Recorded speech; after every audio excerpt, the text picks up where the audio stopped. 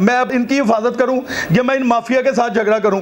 अब मेरे बच्चे रात को जब रोते हैं, माँ याद आती है, ये मुझसे पूछ के देखे, जिसकी बीवी गई है उन लोगों का कुछ नहीं किया, बीवी तो मेरी गई है, इन बच्चों की माँ गई है। रात को जब उठ के रोते हैं 4-4 बजे, हमसे पूछ के देखे, घर में खुद सफाइयाँ करते हैं, सालन बना रहे हैं, बाजार से पका रहे हैं, मंगा रहे हैं खाने के लिए। इन जालिमों ने जुल्म किया है। कलमा पढ़ता हूँ, ला इलाहा इल्लल्लाह मुहम्मद रसूलुल्लाह। मुझे वहाँ के एक डॉक्टर ने कहा अपनी बीवी को यहाँ से निकाल लो, ये जालिम है, ये मार देंगे। मुझे क्या पता था, गाड़ी में बिठा के लेके गए और मैयत उठा के लेके आऊंगा। अस्सलाम वालेकुम नाज़रीन, मैं हूं आपका होस्ट मियां खुरम और आप देख रहे हैं नया पाकिस्तान नेशनल टीवी। नाज़रीन, मैं इस वक्त फैसल साहब के साथ मौजूद हूं, जिनकी सोशल मीडिया पे बहुत सारी वीडियो आपने देखी थी, वायरल हो गई थी, और नेशनल हॉस्पिटल के बाहर ये मौजूद थे और चीख कर और सबको कह रहे थे कि ये इन्होंने मेरी बीवी को मार देना है, क्योंकि इनकी बीवी रूटीन चेकअप के लिए नेशनल हॉस्पिटल में आई थी। उनको ये नहीं पता था कि वो यहाँ पे उनको ज़िंदा सही सलामत लेके आएंगे, लेकिन जाते हुए उनकी डेड बॉडी लेके जाएंगे। बहुत ही अफसोसनाक वाक़या इनके साथ पेश आया। तो फैसल साहब की ज़ुबानी हम इनसे बात भी करेंगे, और दूसरा ये भी बताता चलूँ कि अगर जिस शख्स का कोरोना टेस्ट जो है 3 दफ़ा नेगेटिव आ जाए तो क्या उसे कोरोना वार्ड में शिफ्ट किया जा सकता है? कौन सा कानून इस चीज़ की इजाज़त देता है? इस हवाले से भी इनसे बात करेंगे, और बहुत सारे ऐसे मामलात हैं जो फैसल साहब ने खुद फेस किए हैं और इन्हीं की ज़ुबानी इनसे पूछते हैं। अस्सलाम वालेकुम। जी वालेकुम सलाम, अऊज़ु बिल्लाहि मिनश शैतानिर रजीम, बिस्मिल्लाहिर रहमानिर रहीम। आपने पहले भी सोशल मीडिया पे मेरे काफ़ी दोस्तों भाइयों ने, मैंने खुद भी वीडियो वायरल की है, तो आपने देखा होगा कि मेरी बीवी को कोरोना नहीं था। 9 तारीख को सुबह 11 साढ़े 11 बजे मैं घर से निकला हूँ, तो नॉर्मल चेकअप के लिए उसे मैं लेके गया हूँ। उसको सांस का मसला पहले कुछ था, कुछ साल 1.5 साल से, लेकिन वो सांस का मसला ये था, जैसे हम वॉक करते हैं या घर में कोई खाना बनाती है या ऊपर नीचे आना जाना होता है तो सांस चढ़ जाता है। तो कोरोना का जो पेशेंट है उनको सांस चढ़ता नहीं, उनको सांस आता नहीं, सांस लेने में दुश्वारी होती है, फीवर बुखार होता है, नज़ला होता है। तो उसमें ऐसी कोई अलामत नहीं थी। अगर अलामत होती तो अल्हम्दुलिल्लाह मैं उसे घर में उसका इलाज करता, मैं उसे, मेरी बदकिस्मती से मैं उसे इस हॉस्पिटल में ना लेके जाता। लेकिन मेरी बदकिस्मती समझ लें, उसके नसीब ख़राब समझ लें, मेरे बच्चों के नसीब ख़राब समझ लें कि बच्चों की माँ जो घर से जन्नत थी उसने इस घर से जाना था। तो हमारे नसीबों की बात है, अब हम कुछ नहीं कर सकते। मैं 9 तारीख को उसको वहाँ पे लेके पहुँचा हूँ, तो वो एमरजेंसी में ले गए। एमरजेंसी में उन्होंने कहा जी इसको सांस का मसला है, तो हमने आइस वो बनाई हुई है कोरोना की वार्ड, लेकिन पहले हम उस पर लेके जाते हैं। अगर कोरोना पॉजिटिव हो या नेगेटिव हो, उसके बाद हम दूसरे जिस डिपार्टमेंट का पेशेंट हो उस डिपार्टमेंट में शिफ्ट कर देते हैं। मैंने कहा कोई बात नहीं, आप कर ले। जब इसे 9 तारीख को उसकी उस डिपार्टमेंट में शिफ्ट किया तो बिल्कुल अच्छी भली थी, जिसकी मैं आपको आज मैं किसी चैनल को भी ये वीडियो नहीं दिखाई, लेकिन आपको मैं ये वीडियो दिखा सकता हूँ कि वो बिल्कुल अच्छी भली और बिल्कुल नॉर्मल थी। कोई उसको बीमारी नहीं थी उस टाइम पे, बिल्कुल नॉर्मली उन्होंने जाते ही उसको ऑक्सीजन लगा दी। ये आप देख सकते हैं वीडियो कि इस टाइम पर वो बिल्कुल मेरे साथ बातें कर रही थी, बिल्कुल नॉर्मल थी। मुझे जूस पिलाओ, मुझे पानी पिलाओ, तो ये क्यों लेके, ये सारी वो खुद बातें कर रही है मेरे साथ। वीडियो मैंने इसलिए बनाई थी, मैंने बच्चों को दिखाना था कि उसके, मैंने कहा बच्चों को पैगाम दे कि मैं ठीक हूँ, मैं थोड़ी देर में घर आ रही हूँ, ताकि बच्चे परेशान हुए घर में। इसके बाद इन्होंने कहा जी आप चुगताई लैब, हमारी जो नेशनल हॉस्पिटल की जो लैब है चुगताई लैब, जिसके ये टोटल जितने हॉस्पिटल में कोई भी केस आते हैं, चाहे वो कोरोना के हों, चाहे वो हार्ट के हों, चाहे वो किसी भी किस्म के हों, चुगताई लैब ही वहाँ पे एक लैब है जो इनके सारे वहाँ पे टेस्ट लेती है।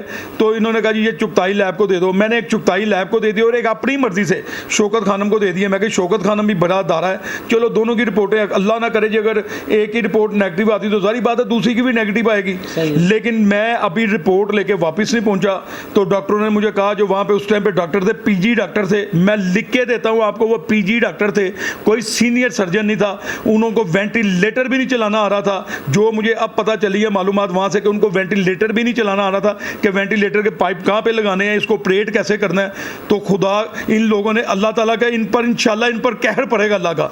इन्होंने मेरी मिसिस को फौरी तौर पर वेंटिलेटर पर लगा दिया। मैंने आगे पूछा टेस्ट देने के बाद कि जी आपने आपने ये वेंटिलेटर क्यों लगाया? इन्होंने कहा जी उसका सांस ज़्यादा उखड़ रहा था, वो उसको हार्ट अटैक होने लगा। तो मैं कहा उसको हार्ट का मसला ही नहीं, मैं कहा वो वैसे खौफ खा गई होगी, आप कोरोना के लिबास पहन के अंदर जा रहे हो। तो जारी बात है, टीवी में जैसे दिखा रहे हैं कि एक पेशेंट कोई भी टीवी में रोज़ दिखाते हैं कि जी कोरोना किसी को हो गया, पूरे घर को लेके उठा के बच्चों को भी ले गए, तो वो डर गई होगी कि मुझे तो कोरोना तो नहीं हो गया, मेरे बच्चों का क्या बनेगा, मेरे हस्बैंड का क्या बनेगा, मेरा क्या बनेगा, जबकि उससे कोरोना था ही नहीं। अगले दिन सुबह जब रिपोर्ट आती है तो कोरोना की चुगताई लैब, जिसकी लैब की रिपोर्ट से ये ऊपर लोगों को जो पॉजिटिव आए तो उनको कोरोना की वार्ड में रखते हैं, क्रिटिकल वार्ड में रखते हैं। तो मेरी चुगताई की नेगेटिव आई, इन्होंने उसके बावजूद भी मेरी मिसिज को जो है इन्होंने कोरोना वार्ड से नहीं निकाला। इन्होंने रिपोर्ट आने के बाद शौकत खानम का इंतजार किया। अब शौकत खानम से इन्होंने कैसे पॉजिटिव करवाई ये खुदा जानते हैं और शौकत खानम वाले जानते हैं। उसके बाद मैंने तीसरी रिपोर्ट करवाई, दूसरी भी नेगेटिव आई, तीसरी भी करवाई। 3 दिन लगातार रिपोर्टों के बाद जो मेरी बीवी का नेगेटिव आया कोरोना, उसके बाद मैंने अपनी जाती भी करवाई, मेरा भी नेगेटिव आया। मैंने अपने भी सारे टेस्ट करवाए उसी हॉस्पिटल से, जो मेरे पास सारे टेस्ट मौजूद है, मैं आपको भी दिखा सकता हूँ। मेरे गुर्दों के, जिगर के, मेरे सारे टेस्ट क्लियर आए। मेरी मिसिज का 9 तारीख 10 तारीख को बिल्कुल ब्लड के जितने भी टेस्ट हैं नॉर्मल आए हैं। जब इन्होंने ऊपर कोरोना में से शिफ्ट कर दिया, उसके बाद जब पहली मेरी वीडियो वायरल हुई, उसके बाद इनको पता चल गया कि ये बंदे ने वीडियो वायरल कर दी है। इन्होंने उस टाइम कौन से इंजेक्शन दे दिए जो उसकी तबीयत नहीं संभल पा रही थी।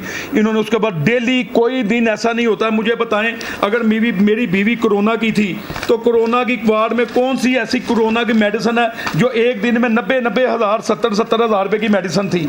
ये देखें 37,000, 27,000, 21,000, कोई भी ऐसी मुझे मेडिसिन बनाएं, 22,000, कोई भी ऐसी मेडिसिन 18,000, सारी मेडिसिन। अगर कोरोना का पेशेंट थी तो कोरोना के मरीज़ को ये 32,000, 42,000, ये कौन सी ऐसी मेडिसिन थी जो मैंने तकरीबन 5.5, 6, 7 लाख रुपए की मेडिसिन दे दी है, अगर वो कोरोना की पेशेंट थी ही नहीं। उसके बाद इन्होंने कौन सी मेडिसिन लगाई है, उसके साथ कौन सा जुल्म किया है। उसके गुर्दे भी फेल कहते हो गए, उसका जिगर भी काम करना छोड़ गया, उसको अपना इंसुलिन 500 लगानी, जबकि ज़िंदगी में उसे शुगर नहीं हुई थी। इन लोगों ने मेरे और मेरे बच्चों के साथ जुल्म किया है। मैं इनका मुकाबला नहीं कर सकता। Chief justice of Pakistan Saqib Nisar आए थे इनका मुकाबला करने के लिए। एक पाकिस्तान की सबसे बड़ा अदारा सुप्रीम कोर्ट ऑफ पाकिस्तान ने इनका कुछ बिगाड़ सकी, माफिया का नेशनल हॉस्पिटल। मैं गरीब आदमी क्या नहीं पर, अगर मैं इनके साथ सियासी लड़ाई लड़ूंगा, ये वाली अपना अदालतों में जाके जंगे लड़ूंगा, तो मेरे बच्चों को, ये छोटे मेरे बच्चे देखें, मेरे बच्चों को कौन पालेगा? मैं अब इनकी हिफाजत करूं या मैं इन माफिया के साथ झगड़ा करूं? अब मेरे बच्चे रात को जब रोते हैं, माँ याद आती है, ये मुझसे पूछ के देखे, जिसकी बीवी गई है उन लोगों का कुछ नहीं किया, बीवी तो मेरी गई है, इन बच्चों की माँ गई है। रात को जब उठ के रोते हैं 4-4 बजे, हमसे पूछ के देखे, घर में खुद सफाइयाँ करते हैं, सालन बना रहे हैं, बाजार से पका रहे हैं, मंगा रहे हैं खाने के लिए। इन जालिमों ने जुल्म किया है। मेरी बीवी तो जनती थी और सीधा जन्नत में गई है, और ये डॉक्टर, ये हॉस्पिटल के मालिक, ये काफर है। ना काफर को कभी जन्नत मिली है और ना काफर को कभी जन्नत मिलेगी, ये मेरा ईमान है। मेरे साथ इन्होंने जुल्म ज्यादती की है।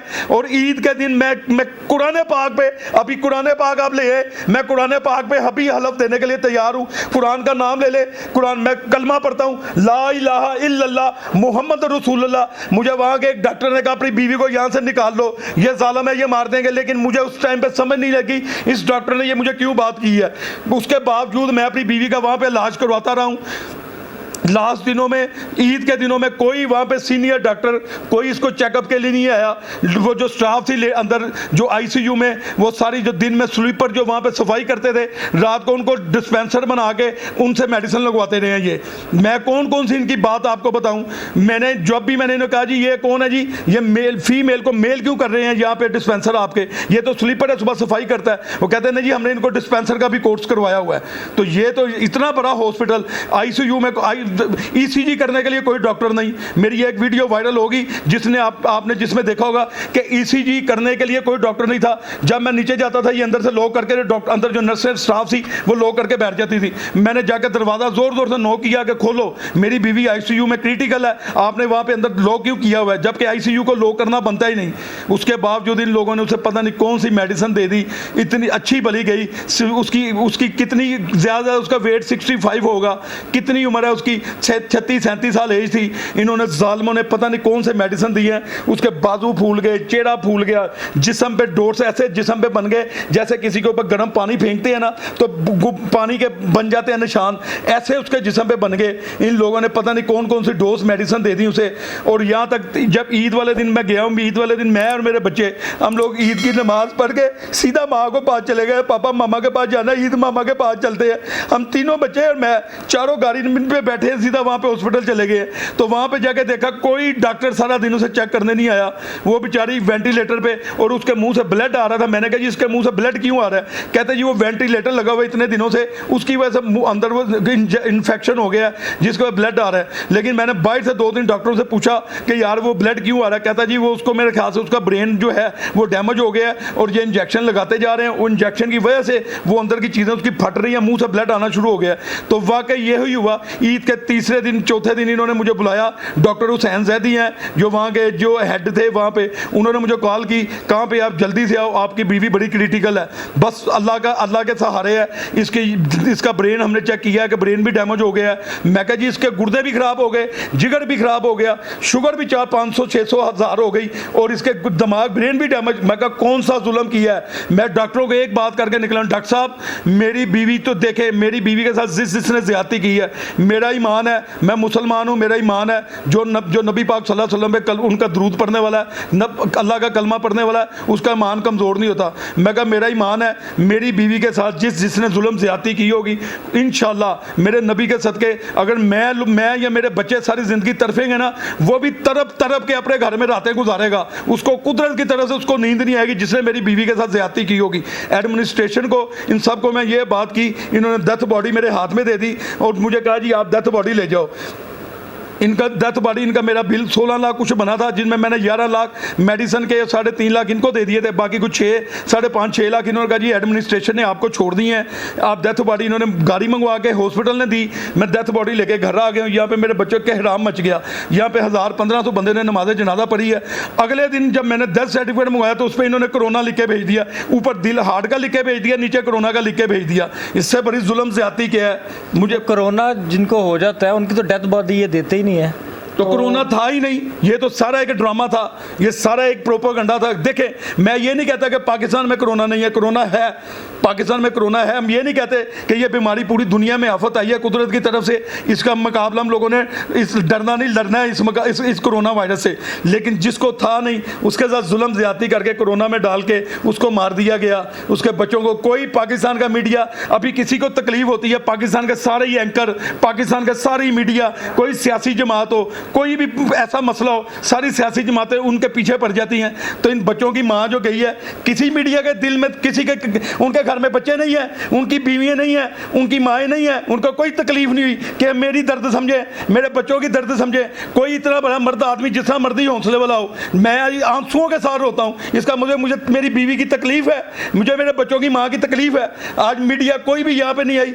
बरोज़ क़यामत जिसने ये जुर्म दे के छुपाया वो भी खुदा का देनदार होगा, जिसने ये गुनाह होता देखा और गुनाह लोगों के सामने नहीं लाया वो भी खुदा का देनदार होगा। मेरा ईमान है, मेरे ऊपर तो जो पहाड़ टूटने टूट गए हैं, मैंने तो अल्लाह के ऊपर, अब मैंने अपना जज भी अल्लाह को मुकर्रर किया है और अपना वकील भी अल्लाह को मुकर्रर किया है कि या अल्लाह इनका हिसाब आपने लेना है, क्योंकि मैं इन माफिया से नहीं लड़ सकता। मैं अपने 3 बच्चों, मेरी बीवी तो वापस आ नहीं सकती, लेकिन यह है कि कोई और उज़मा बच जाएगी, किसी की और बेटी बच जाएगी, किसी की माँ बच जाएगी। इन कातलों के हॉस्पिटल में कोई ना जाए। मेरी आपके चैनल के तवज्जो यही रिक्वेस्ट है कि इन कातलों के हॉस्पिटल ना जाए। कोई बीमार है मोहल्ले के डॉक्टर को दिखा ले, सरकारी हॉस्पिटल में दिखा ले, ये प्राइवेट वालों के पास ना जाए। मैं तो प्राइवेट इसलिए लेके गया था, मेरी औकात भी नहीं थी, लेकिन मेरी पसली भी नहीं थी, मैं इसलिए लेके गया था कि मेरी बीवी जल्दी ये कोई मेडिसिन अच्छी दे देंगे तो घर ले आऊँगा। मुझे क्या पता था कि गाड़ी में बिठा के लेके गया और मैयत उठा के लेके आऊँगा। फैसल साहब सब्र कर रहे हैं सब।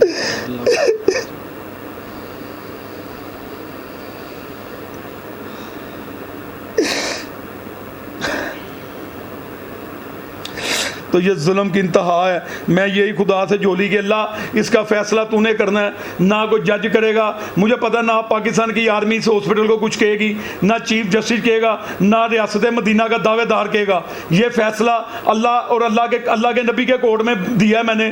तो मुझे अल्लाह के घर में रोज़ जान नमाज पे बैठ के यही दुआ करता हूँ, या अल्लाह तेरी कोर्ट में ये फ़ैसला है और तूने फ़ैसला करना है और दुनिया में दिखाना है कि ऐसे लोगों का कैसे इबरतनाक दुनिया में अंजाम होता है जो किसी को बेगुनाह को ऐसे शहीद करते हैं। मेरी बीवी ने तो शहादत की मौत हासिल की है, वो तो शहीद है, तो शहीद कभी मरता नहीं, वो जिंदा रहता है। अच्छा फैसल साहब, हुकूमत की तरफ से कोई नुमाइंदा आपके पास पूछने आया, कोई भी ऐसा शख्स? यास्मीन राशिद रोज़ मैं देखता था हॉस्पिटल में आती थी, कभी अपनी पुप्पो को एडमिट करवाने, कभी किसी और को मिलने आती थी। कभी उसने मेरे सर पे या मेरे बच्चों के आगे शफकत का हाथ नहीं रखा, किसी हुकूमत के नुमाइंदे ने हाथ नहीं रखा, कोई बंदा नहीं मेरे पास हुकूमत की तरफ से आया। लेकिन मैं फिर भी अल्लाह के ऊपर छोड़ दिया हुआ मैंने। अब तो मुझे हुकूमत वालों से, क्योंकि मैं इनसे कोई भीख थोड़ी मांगनी है कि मैं यही कहता कि इस इंसाफ करो, मेरी उज़्मा के साथ जो हुआ है बाकी किसी और की उज़्मा के साथ ना हो। मैं तो हुकूमत को बार बार यही कहता हूँ कि इमरान खान साहब, आप कहते हैं मैंने 22 साल करप्शन के खिलाफ जद्दोजहद करके आज मैं प्राइम मिनिस्टर बना हूँ, तो 22 साल में 2 साल हो गए आपको बैठे, आप ये हॉस्पिटल माफिया रोक नहीं सकते? क्यों हॉस्पिटल माफिया में के आपके किसी बंदे के आपके मिनिस्टर या कोई तल्लक वाले का इनके साथ लिंक्स हैं जिसकी वजह से आप इन्हें हाथ नहीं, आपको कमेटी बनाए। मेरी यही है, मैं सिर्फ मुझे जब पाकिस्तान में उम्मीद है तो एक ही बंदे से, जनरल बाजवा से, अगर वो नेक नीति से मेरे बच्चों को तरस खा के मुझ पर तरस खा के अगर वो एक जुडिशल इंक्वायरी के लिए पाकिस्तान आर्मी की जुडिशल इंक्वायरी लगाए तो वो फैसला करे तो मुझे इंसाफ मिलेगा। पाकिस्तान की सुप्रीम कोर्ट, क्योंकि साकिब निसार साहब ने भी बड़ी कोशिश की, वो भी इन माफिया के खिलाफ कुछ नहीं कर सकी। अगर आर्मी की तरफ से कोई मेरी मदद करने निकल पड़े, कोई ऐसा अफसर जो आर्मी की तरफ से निकले और मेरी बीवी को इंसाफ दिलवाए, तो मैं कल भी, क्योंकि पाकिस्तान आर्मी हमारी थी, हमारी है और हमारी रहेगी। हम लोग पाकिस्तान आर्मी को सल्यूट करते हैं। ये पार्टियां सब आने जाने वाली चीज़ हैं। असल हमारी जो हमारे मुल्क की जो वफादार है, जो मुल्क के साथ है, वो पाकिस्तान आर्मी है। तो मुझे पाकिस्तान आर्मी से तवक्को है कि आर्मी में बड़े बड़े माँ के ऐसे बच्चे बैठे हैं जो मुझे इंसाफ दिलाने में मेरी मदद करेंगे। तो मेरी आपके चैनल के तवज्जो से चीफ ऑफ आर्मी स्टाफ से यही अपील है कि इसकी इंक्वायरी करवाएं, जुडिशल इंक्वायरी कराएं। अगर मेरी बीवी बीमार थी, कोरोना था, तो अल्लाह का हुक्म, अगर वो बीमार नहीं थी, कोरोना नहीं था, तो इतनी मेडिसिन उसे लगाई, इतना जुल्म किया, डेथ बॉडी हमें दी, मेरे बच्चों के साथ जुल्म किया, इसका इंजाम हॉस्पिटल वालों को दिखाएं ताकि उनको पता चले कि नेक्स्ट टाइम किसी की बीवी, किसी की बेटी, किसी की बहन को ऐसे जालिम ना मारेंगे। कोई सोशल मीडिया सार्फिन से, इलेक्ट्रॉनिक मीडिया से, प्रिंट मीडिया से कोई इल्तमास करना चाहिए, कुछ कहना चाहिए? क्योंकि सोशल मीडिया पे जितनी आपकी ज़्यादा वीडियो वायरल हुई थी, हो सकता है सोशल मीडिया में ऐसे लोग हो जो आपको इंसाफ पहुंचा सके और मुजरिमों को कैफरे किरदार तक पहुंचा सके। मैं तो सार्फिन से यही, जो मेरे लिए दुआ करें। कुछ लोग मेरी प्रोफाइल खोल लेते हैं, वो कहते हैं जी ये मुस्लिम लीग नून की तरफ से। यार पार्टी का होना कि एक बंदा एक बच्चा पैदा होता है, वो किसी हिंदू के घर पैदा होता है, कोई सिख के घर, कोई ईसाई के घर, कोई मुसलमान के घर, उसको तो नहीं पता मैं किसके घर में पैदा होने लगा हूँ। अब मैं अगर अंदरून शहर में था, मेरा पुराना सियासी पार्टी से तल्लक था, इसका मतलब ये नहीं कि मेरा नून के साथ तल्लक था तो आप मेरी बीवी को, मेरे बच्चों को, इन माँ को ये आप सियासी रंग दे दे। मुझे उन लोगों पे गहरत आती है जो कमेंट्स में बड़ा गलत लिखते हैं। खुदारा उन लोगों को भी खुदा का खौफ करना चाहिए, उनको भी मौत याद आनी चाहिए कि हमने भी मरना है, हमारे घर में भी माँ बहन बेटी है, हमारे भी छोटे छोटे बच्चे हैं। मैं ये किसी सियासी दबाव में तो नहीं ये सारा कर रहा, मेरे ऊपर बीती है, मैं अपनी बीती सुना रहा हूँ लोगों के ऊपर, जो मेरे साथ बीती है मैं लोगों को यही बता रहा हूँ। तो सोशल मीडिया पे अक्सर लोग मुझे यही कहते हैं, मैं देखता हूँ लोगों के यही कमेंट्स आते हैं कि आपकी बीवी को अल्लाह मगफरत दे, और हम यही दुआ कर सकते हैं, आपके लिए यही कर सकते हैं कि हमारी जहाँ पे ज़रूरत होगी आप लोग हमें आवाज़ दें, हम वहीं पे खड़े होंगे। लेकिन मैं किसी बहन भाई, किसी दोस्त, किसी सोशल मीडिया में जो कमेंट्स करते हैं, मैं किसी बंदे को किसी भी हालत में किसी ऐसी परेशानी में नहीं डालना चाहता कि मेरी वजह से सब परेशान हो। लेकिन मैं सबको यही कहता हूँ कि खुदा के हुजूर में एक दुआ करें कि अल्लाह ताला मेरी बीवी को जन्नत में आला मकाम दे, इन बच्चों को मुझे सब्र दे, और जिन्होंने उसके साथ जुल्म किया है उनको अल्लाह इबरतनाक सजा दे। बस मेरी यही सोशल मीडिया मेरे चाहने वालों के से यही रिक्वेस्ट है, मेरे लिए ये दुआ करें आप बस। आमीन। तो नाज़रीन, ये था आज का वीडियो। फैसल साहब के साथ मेरी इनसे बात हुई और दुख भरी जो दास्तान इन्होंने सुनाई है, तो मेरी आप लोगों से भी अपील है कि इनको इंसाफ दिलाने में जहाँ तक जा सकते हैं आप लोग जाएँ। और मेरी इमरान खान आर्मी चीफ़, इनसे भी अपील है कि फैसल साहब को इंसाफ फराहम किया जाए और मुजरिमों को कैफरे किरदार तक पहुँचाया जाए। इसी के साथ मियाँ खुर्रम को इजाज़त दीजिएगा।